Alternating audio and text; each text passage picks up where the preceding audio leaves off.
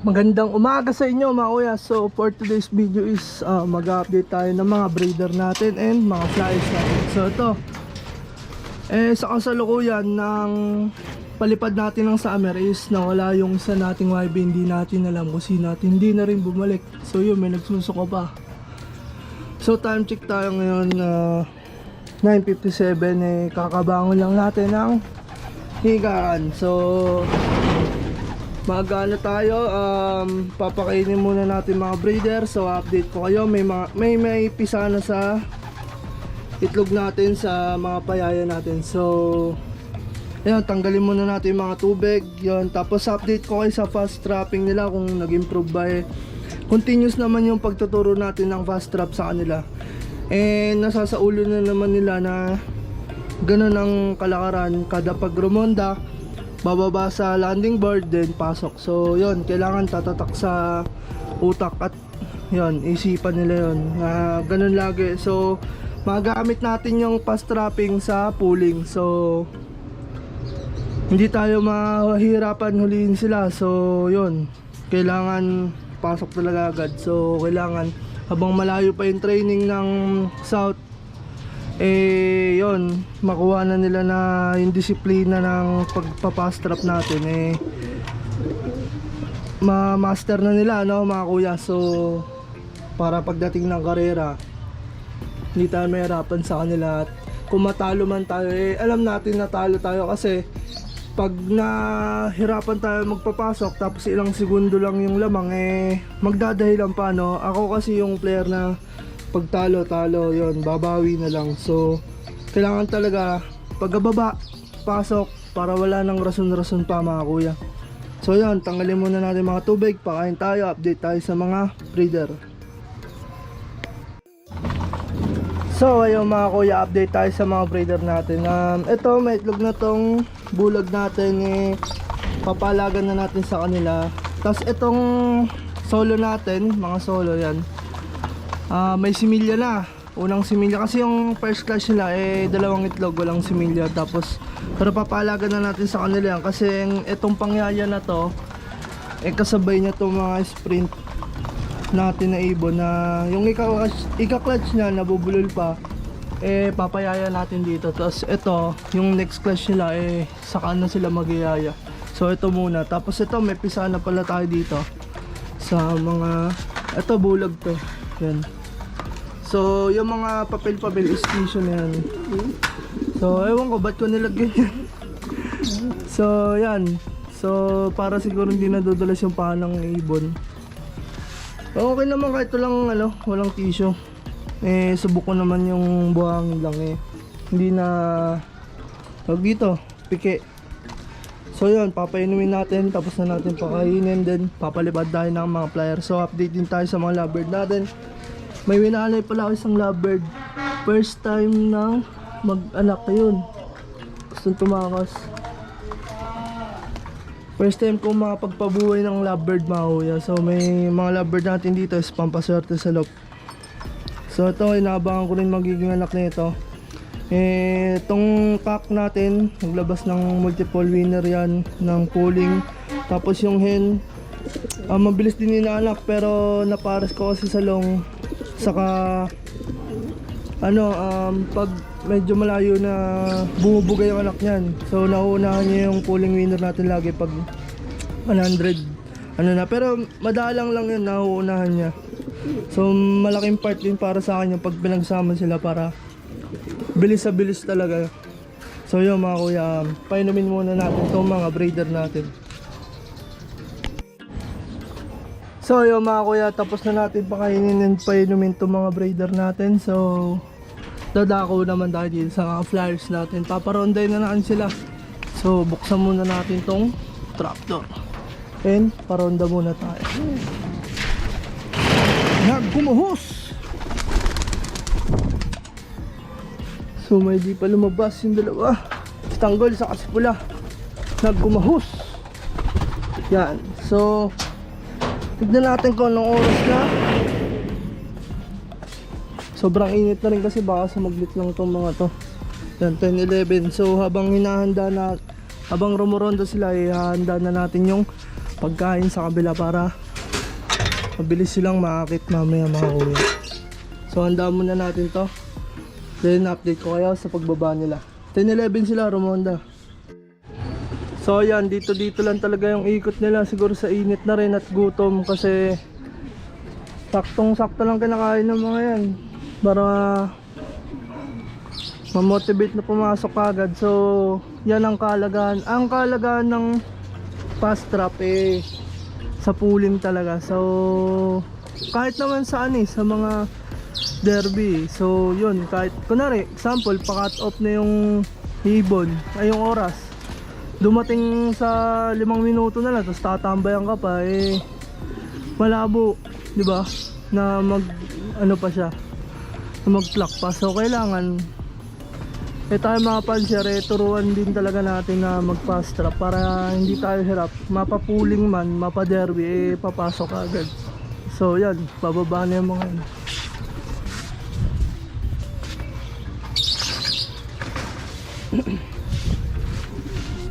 So pagkababa, pakain tayo sa kabila. Wala pang 5 minuto yan, pero hayaan na natin sila, hindi pa naman tayo nagpo-first fly. Magutom na rin siguro kasi yan. Ayun no, pababa na yung iba. Tapos saka natin nakakitin ito. Kaya ayun, nabugaw.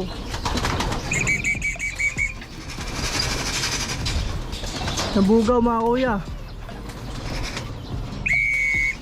Ano?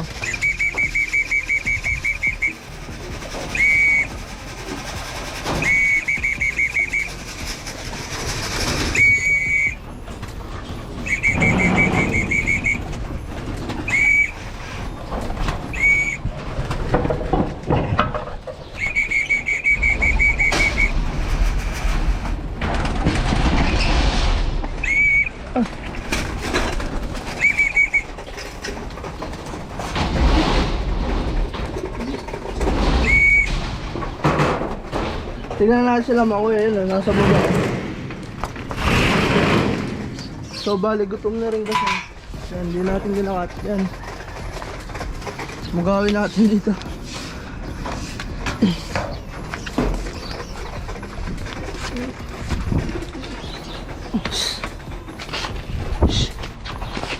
Pasok, pasok.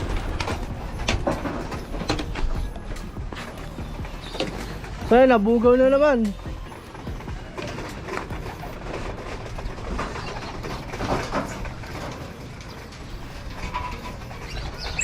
Papasukan natin mga kuya. So bali pag ganun, mali yung dapat nilagay ko muna kasi kagad bago pa lang bumaba. So para pag landing nila stick na agad.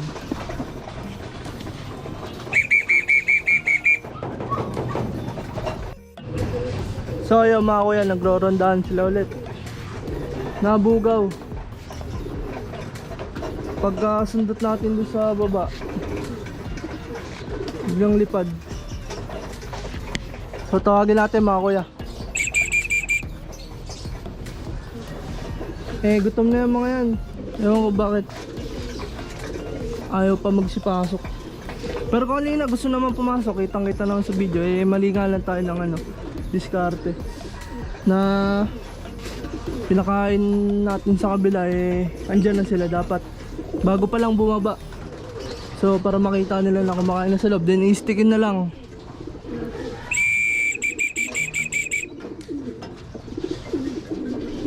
Nagsisirondahan pa mga kuya. Ayan, bababa na yung mga yan.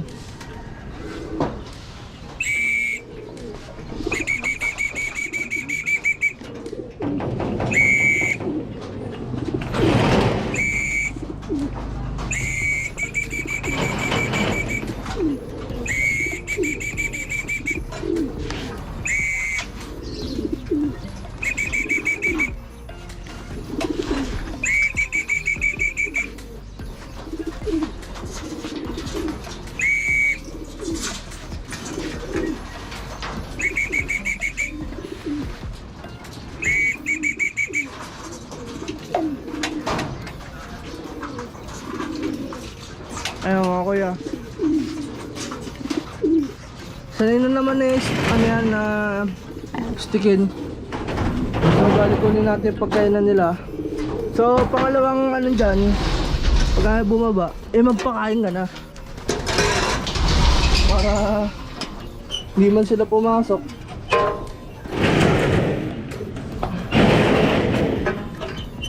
So yan, habang kinukuha natin yung pagkainan, mga kuya yan. Nandiyan na silang tatlo. Papapasukin muna natin. Ayan, sanay mo kayo ng stickin.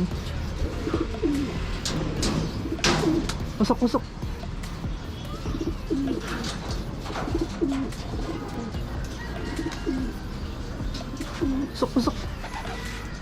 So wala rin kasi nakikitang pagkain. Kaya ganyan.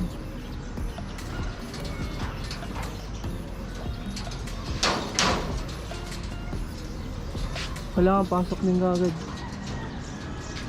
Ay naku.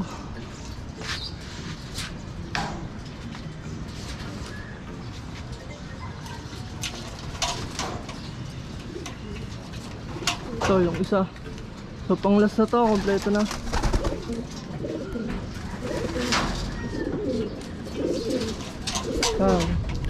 Tapos papakainin natin mga kuya. So ganun lang kadali, fast trap. Mahirap nga lang na tsempuan lang na ano, mali tayo ng bagsak ng pagkain doon. So dapat kasi bago pa lang lumanding eh pakain na ako dun sa kabila. So nangyari kasi nandito na eh. So nakita naman. Oh, sino yun? May lock visit tayo mga kuya. Inakay ba to ano? So mukhang ano, ngal. So pakainin muna natin yung mga flyers natin mga kuya. So painumin natin din sa kabila. So yun. So yun mga kuya, pakainin na natin tong mga flyers natin ng south. Yan, ganyan sila kagutom. So may mas i-improve pa yan pag karera. Kasi dagdagan ng gutom, pagod, pasok agad. So yun. Kasi nung mas mabilis eh makikita naman sa training. Saka sa mid-toss. Saka sa ano, paronda makikita rin naman yan. Kasi nung rumurondang mabilis. So mapapansin mo agad na pampuling yung ibon. So yun mga kuya, so and ang update natin for today's video is maraming salamat po sa suporta. Pa 50 subscriber na rin tayo sa YouTube. So yun, hanggang dito na lang mga kuya. Lagi natin tatandaan, ibon lang ang magkakalaban. Maraming salamat mga kuya.